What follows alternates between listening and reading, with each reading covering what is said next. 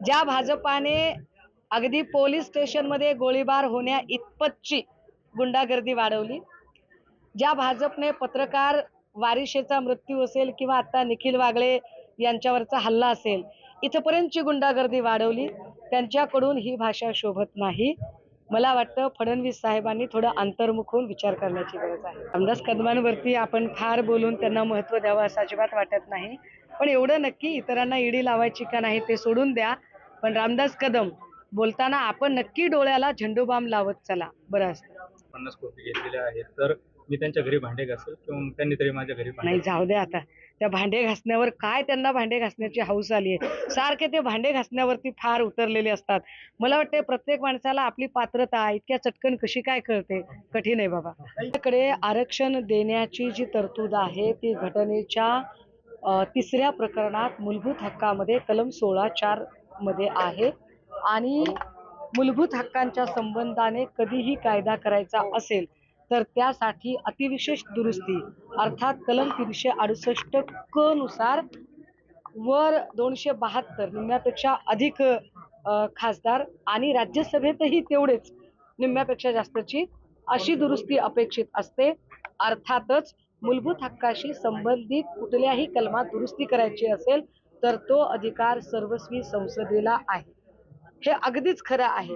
पण तरी सुद्धा महाराष्ट्रात जेव्हा अशा काही घटना घडतात तेव्हा अगदी म्हणजे आत्ता वाशीमध्ये जे अधिसूचनेचा कागद देऊन मराठा समाजाच्या डोळ्यात धूळफेक करण्याचा प्रयत्न सरकारकडून झाला, हे सगळे जर प्रकार पाहिले तसं लक्षात येतं की पहिली बाब तर सरकारमध्ये बसलेल्या लोकांचा कुठलाही कायद्याचा अभ्यास नाही. दुसरी बाब असं की अभ्यास नसला तरी सुद्धा जाणीवपूर्वक लोकांच्या भावनांशी खेळून आरक्षणाच्या नावावर ज्या 18 पगड जाती गुण्यागोविंदानं नांदत होत्या त्यांच्यात एकमेकांमध्ये भांडण लावून देण्याचा प्रयत्न ठरवून शिंदे फडणवीसांकडून होतोय.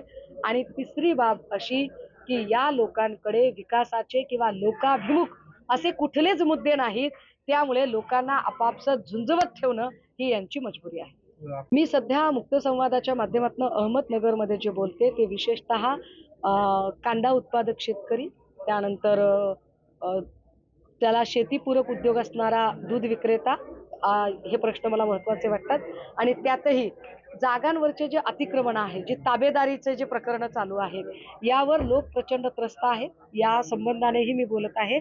आणि राहुरी इथला विशेषतः जे वकील दाम्पत्याची हत्या झाली त्यामुळे भयभीत झालेले वकील, तर वकील संरक्षणाचा कायदा असावा का या संबंधाने पण आम्ही चर्चा करत आहोत.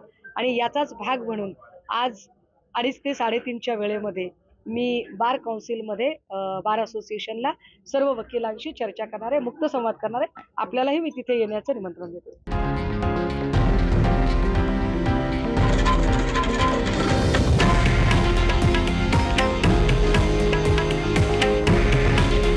हे आहे देशातील नंबर 1 न्यूज नेटवर्क आणि आपण पाहत आहात TV9 मराठी. काळजी तुमची, हित महाराष्ट्राचं.